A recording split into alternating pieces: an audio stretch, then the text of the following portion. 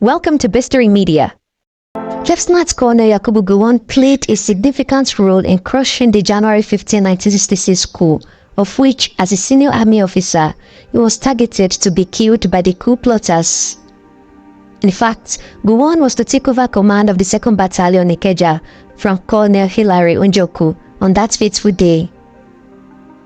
With Major Hans Egaga, a Cameroonian, Gowon and other officers loyal to the government crushed the coup in Lagos.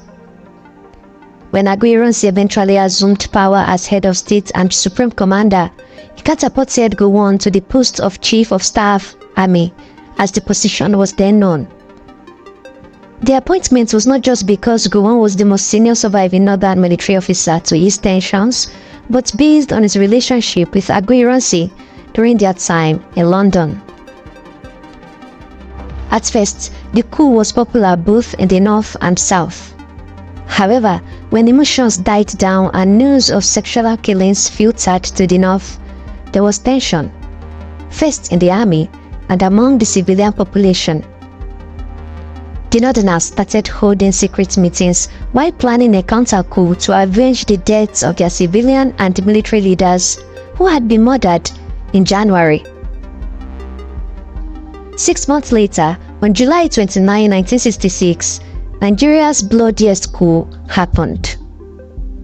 This coup, also called the July Remarch or the Northern Counter-Coup, would claim the life of Nigeria's first military head of state, Major General Johnson Thomas Aguiyi-Ironsi. Many officers and soldiers of Igbo extraction would also lose their lives. Those who escaped lost their positions. This bloody coup would lead to the emergence of Lieutenant Colonel Yakubu Gowon as Nigeria's 2nd military head of state. But what led to the July 29, 1966 coup?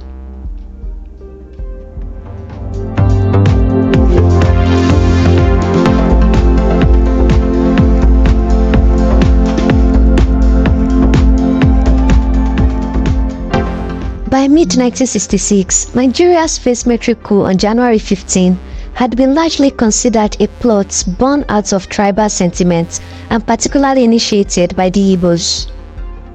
Both the foreign and local media at the time were said to have felt this notion, with repeated broadcasts analyzing why the January coup was an Igbo coup. For about 3 weeks, Radio Kaduna broadcasted speeches of the murdered Ahmadu Bello and Tafawa Balewa.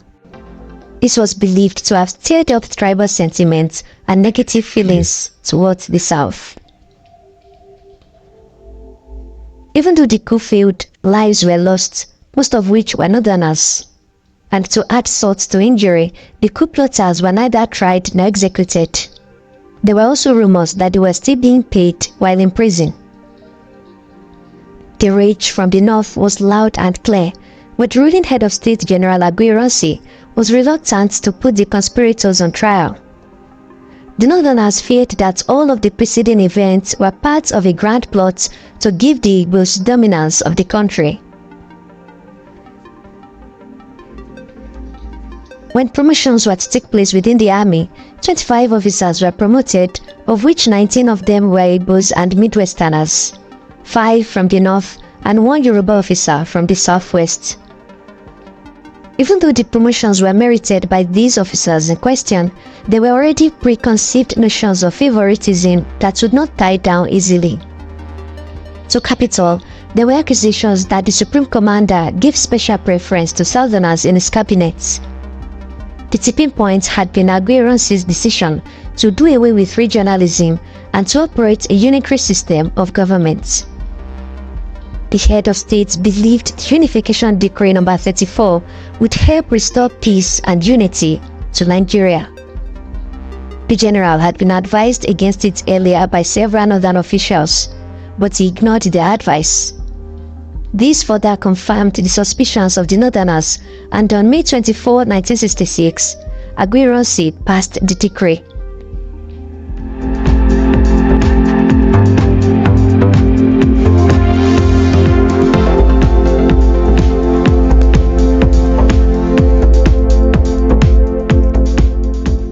Just like the Westerners had earlier done in the First Republic that had earned the region the name the Wild West, the Northerners also decided to take laws into their own hands. As a result of the delayed trial of the coup plotters, which many Northerners considered lenient and inappropriate, they went on a rampage, killing thousands of Igbos and other Southerners living in the North. The killings went on for months, starting from around May 1966 until October of the same year. About 50,000 Igbos were reportedly killed during this pogrom. The slaughter reached its peak on September 29, 1966, which has been referred to as a Black Thursday. About 1 million Igbos fled back to the east to escape the massacre. There were also retaliations in eastern cities, particularly Port Harcourt, where the Northerners were also murdered. This led to the Northerners fleeing the eastern region for safety. Nigeria as a country was barely 6 years into independence and seemed to be falling apart already.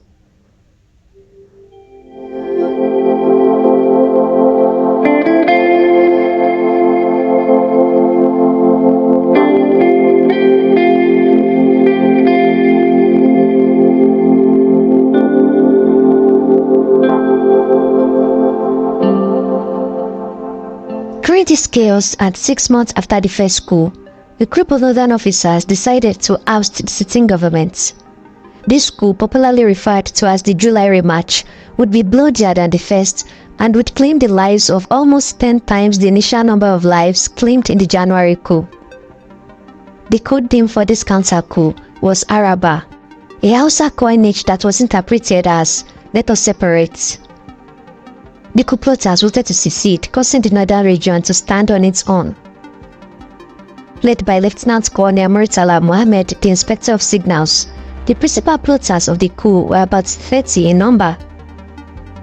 Lieutenant Colonel Adekunle Fajri had been playing host to Major General Aguiyi-Ironsi when they were both kidnapped from the State House and murdered. The counter-coup began on the night of July 28, 1966, 6 months and 13 days after the first coup. Despite various attempts by Aguiyi-Ironsi to pacify the Northerners, it seemed they were bent on having their pound of flesh. The coup was postponed on different occasions due to last-minute changes, but its time came when Aguiyi-Ironsi decided to go on a nationwide tour. The mutineers had been warned not to kill the general on northern soil, and so they had to wait. When Ironsi got to Ibadan while on his tour, he was hosted by the military governor of the Western region, Lieutenant Colonel Adekunle Fajri. Unfortunately for the head of state, in a bid to prove that he was not showing any form of favoritism to the Igbos, he surrounded himself with northerners.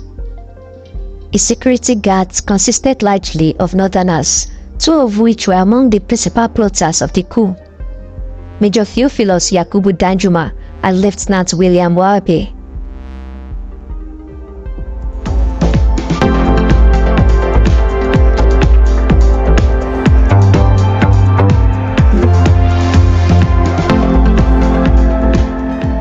The trigger for the July coup started in Abeokuta. Rumors of an impending coup had got to Lieutenant Colonel Gabriel Ukowenze, commanding officer of the Abeokuta unit, who made futile attempts to rally his troops. Shortly after, Ukowenze, Major John Obieno, commander of the Risk Squadron, and Lieutenant Colonel Orok were gunned down. This was the same Obieno who had been originally part of the January coup, but failed to show up on D-Day. The officers who led this attack were Sergeant Sabo Kwale and Corporal Mesamari Maji. Frantic calls were made to Lagos to salvage the growing mayhem, but turned out to fuel the flame as it alerted coup plotters positioned in other parts of the country. Lieutenant Nuhu Nafan, who had received the call from Lagos, alerted the coup leaders, Lieutenant Colonel Murtala Mohammed and Major Martin Adamu, who gave the go-ahead for the coup to commence in other parts of the country. In Abeokuta, Igbo soldiers were singled out and executed.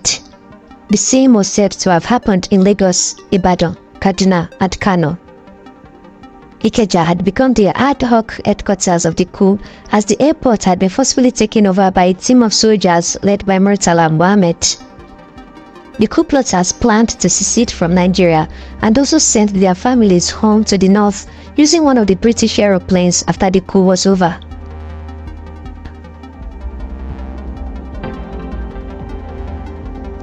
In Ibadan, by the next morning, a team of soldiers led by Danjuma stormed the government's house. Danjuma was said to have received a call from Gowon, during which he informed the senior officer of the coup and planned to arrest Aguiyi-Ironsi, to which Gowon asked whether Danjuma could do it and afterwards cautioned him to avoid bloodshed. Many believed Yakubu Gowon had secretly been a partaker in the July coup. This was due to his sudden absence from the day the coup started to August 1, 1966, when he was announced as the new head of state. The phone conversation he had with Major Danjuma about Aguiyi-Ironsi also fanned the flames of the suspicions of many. Danjuma could not have initiated that line of conversation without Gowon having prior knowledge of their plans. Also, Gowon was supposed to have accompanied General Ironsi on his nationwide tour as the Army Chief of Staff. If he was not available, the next in command was the General Staff Officer, Grade 1, Lieutenant Colonel Pawona, who should have accompanied the General. But for some reason, Gowon appointed Major Theophilus Danjuma, a Grade 2 Staff Officer and Deputy to Lieutenant Colonel Mike Evenso, the Adjutant General of the Army, to accompany the Supreme Commander, eventually leading him into the cold hands of death. Aguiyi-Ironsi and Faji were abducted along with their aides de camp. They were beaten and interrogated. The captors questioned the general about his involvement in the January 15, 1966 coup, which he denied. The two officers were eventually dragged to a bush and shot, while their aides managed to escape. Their bodies were discovered in shallow graves on the outskirts of Ibadan some days later. It took about 6 months before they were both officially declared dead by Gowon and given a military burial. Over the next 3 days, negotiations were held in Ikeja over the Northerners' call for secession. However, the British and American ambassadors were able to convince them why Nigeria needed to be one country. Subsequently, they agreed on the condition that a Northerner, not a Southerner, was made head of state. In a twist of fate, Aguiyi-Ironsi's Chief of Army Staff, Lieutenant Colonel Yakubu Gowon, who had been sent by Brigadier Babafemi Ogundipe to negotiate with the rebels, however, emerged as Nigeria's second military head of state on August 1, 1966. Gowon would go on to rule Nigeria for nearly 9 years until he was overthrown in a bloodless coup on July 29, 1975. The next day, July 30, 1975, one of the officers who led the coup that brought Gowon into office, 36-year-old Brigadier Murtala Muhammad, succeeded the 40-year-old Yakubu Gowon as head of state. However, Murtala Muhammad, like Aguiyi-Ironsi, spent just 6 months in office, and on February 13, 1976, he was assassinated by soldiers who were mainly from the same Middle Belt region as Gowon. These soldiers were led by Lieutenant Colonel Bukasuka Dimka.